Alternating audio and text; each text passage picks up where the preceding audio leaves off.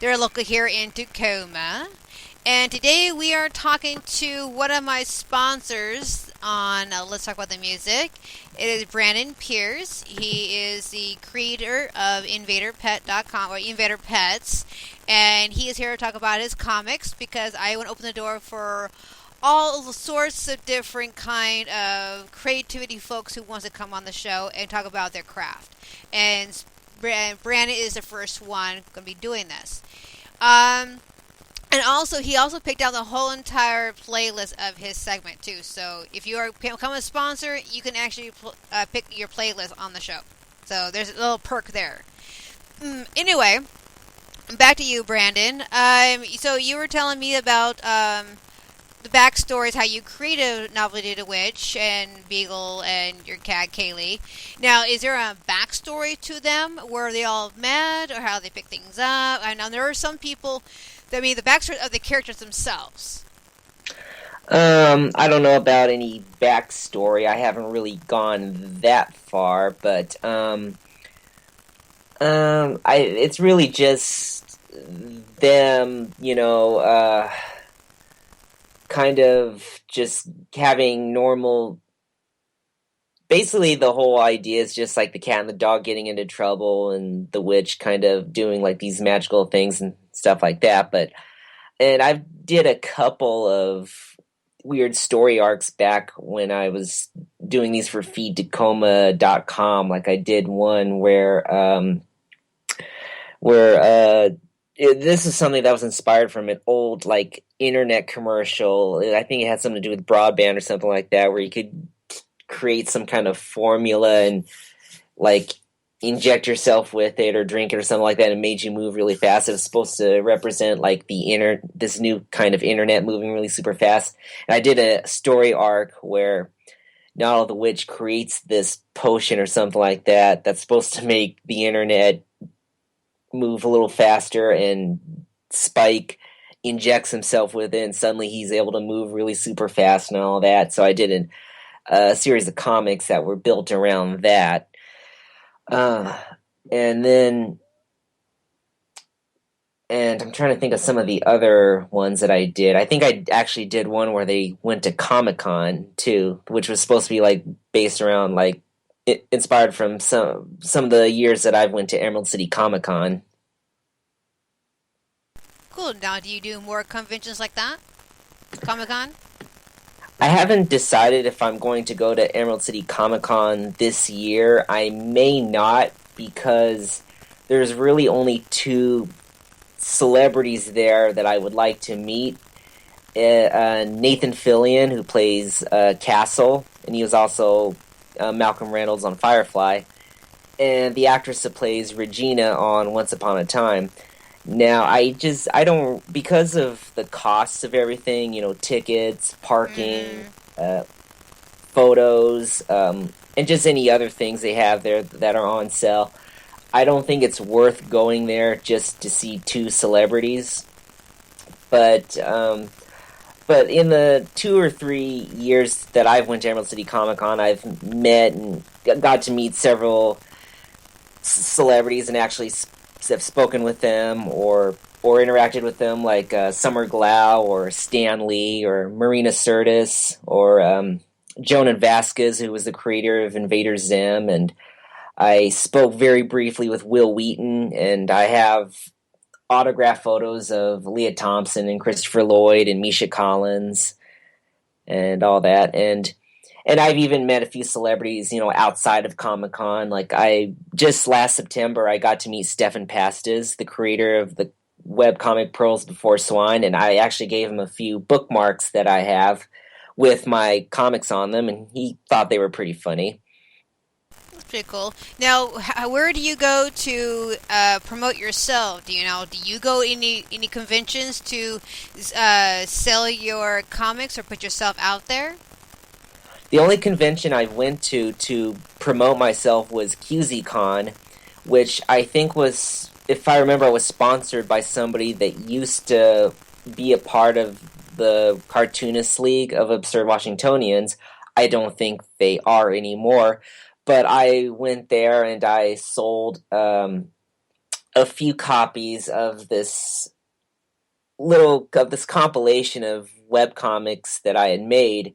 I sold a few of those, and as well as a few individual drawings that I did.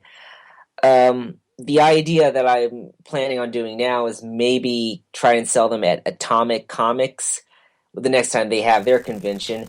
But due to some communication problems, the plan on that it's not really there yet. So where can we get your comics, and where can we get your bookmarks? Well, you can go to invaderpet.com, where there is an archive feature there for my comics. In fact, it just links to my Feed Tacoma page.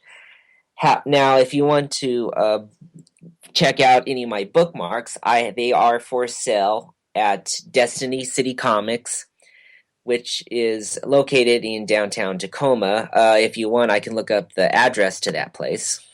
Sure. Also, what about the people who do not live in this state? I mean, I have listeners all over the place. I have people in international countries too. So how can they get your comics, or how can they get your bookmarks if they're interested in getting one?